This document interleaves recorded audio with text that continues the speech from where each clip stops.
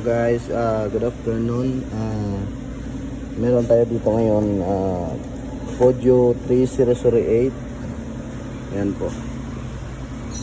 Bali yung issue nito ay magic engine related sa fuel injectors. Kaya binaklas natin at pinabilhan natin ng bago. Ito po ay Podio na unit. Ayan po. Ngayon, dito na, nabaklas ko na yung 4 na injector.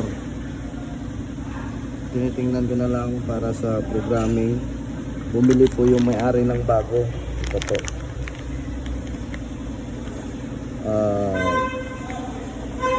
Bali hindi po to original totally.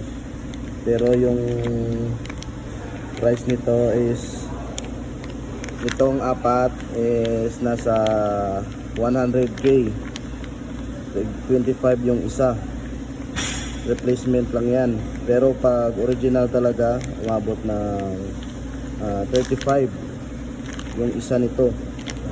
Kaya sinusure natin na bago palitan is sure na talaga, kasi yung pisa ng unit na to ay sobrang mahal. Kaya 4 yung binili niya, 25,000 each. Ayan po. So, 25,000 each. Ayan. 4 yan na piraso. Dahil itong unit na to ay made from Malaysia. Ito po. Podio na unit.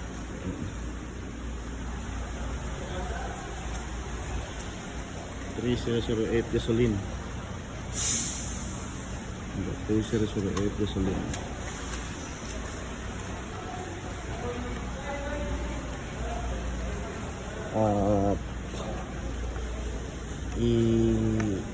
I-program ko na lang po yung injector nito para ayos na.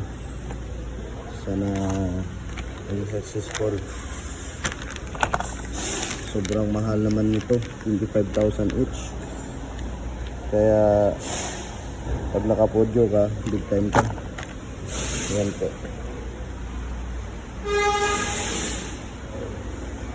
Tapos ang hirap tukutin ng kanyang injector doon sa likuran mismo.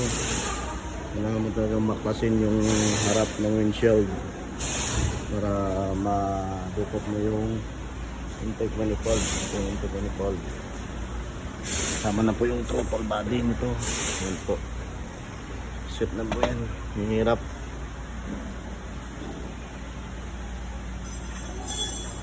Ito po yung common rail nya.